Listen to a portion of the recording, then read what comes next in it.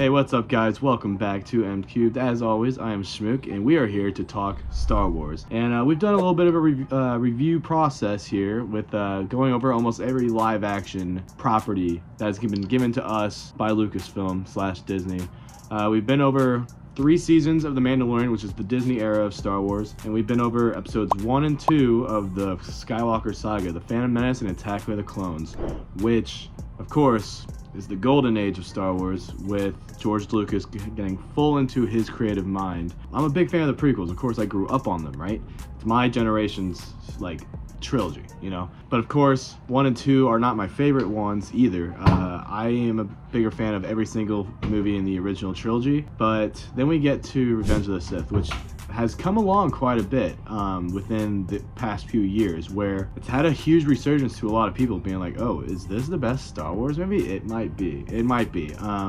So of course, it's a take it or skip it on Revenge of the Sith, episode 3 of Star Wars. So yes, of course, you can't see it in the theaters right now, so it kind of messes with our grading system because you can't go to the theater to see it. But the point still stands, watch it or don't. And I'd say wait till the end, but I'll just say spoiler. Definitely give it a watch, especially if you love Star Wars. I think it's the most Star Wars-y movie in my opinion, you know? Of course, you can say that with A New Hope, where it really brings you into the franchise, which I'll get into when we get to that video next. But this one's just it feels like it brings a lot of things together. It brings in a lot from the prequels, where it's a lot of characters we're introduced to, but then how all of that has led to the downfall of Anakin Skywalker when he becomes, of course, Darth Vader, right? We see beloved characters such as, of course, Obi-Wan Kenobi, where we have Hayden Christensen returning as Anakin Skywalker, where of course we had Jake Lloyd play him in the first movie since he was a kid,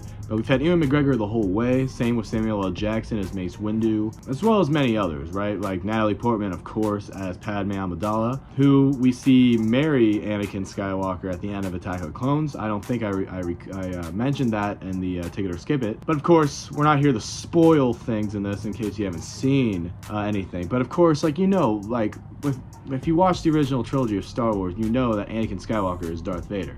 So when you go into this movie, and this is one of my favorite things about this movie, is when I saw this when I was 6 years old, about to turn 7 years old. I was young, but it's one of my earlier movie going experiences. I'll always remember it, but it's just it's so adult too. It's still wonky and fun, but it gets to that third act and it's just whoa, man, how you're seeing all these Jedi just get massacred, because of course there's not many left in the original trilogy. Then you see the birth of Luke and Leia, and then of course the ultimate demise of Anakin Skywalker, where of course, as Obi-Wan knew him as Anakin, that man got betrayed and murdered by Darth Vader, and that's how we see that come to fruition within this trilogy, within this movie specifically. I think it's the ultimate middle piece of the entire saga to me, because it puts a huge bow on the prequel trilogy. Even though they came years after the original trilogy in terms of release, to me, they make the original trilogy miles better, because I'm currently showing it to my girlfriend right now,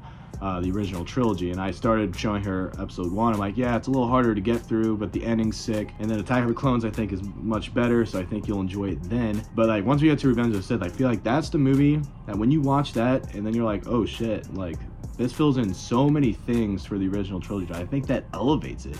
And of course, the original trilogy has that magic to it, no matter what. But Revenge of the Sith is what made it this huge family drama, right?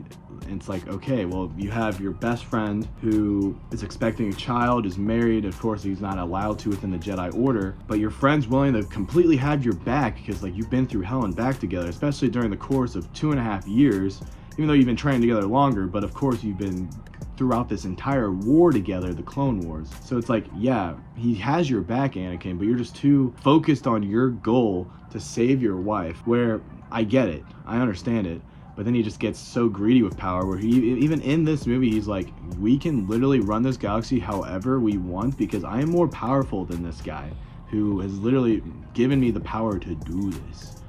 So to me, I think this is probably my second favorite movie. I don't know, it's hard. The ones I go through back and forth, whichever one's my favorite one, is this one, Return of the Jedi, and Empire. Because they're all completely different movies in my opinion, but they're all still that magic of Star Wars. Like this one I love because I feel like almost every second of this movie is just like top-notch action or awesome just character dynamics and like evolution, you know, like of the characters.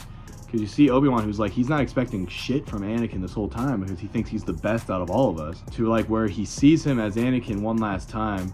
He says, "So long, old friend, and may the Force be with you." And the next time he sees him, he is this evil man that he has to take down just to save the galaxy from this reigning terror that is going to be the Empire. Truly beautiful film. Of course, it's a ticket for me. Of course, I can go way deeper into it. But now that my buddy Brad is here in St. Louis again, I think our plan is to eventually go deep, have a deep dive into these movies as a whole. Actually, I think you guys would really enjoy it. It's going to be, you know, much longer, like an hour long type of thing where we go into each scene, because this is where we would probably watch it and then record something, so it'd be really fresh off the dome, you know. But yeah guys, I think that's gonna do it. Just make sure to like and subscribe, and I will catch y'all very soon. Bye bye.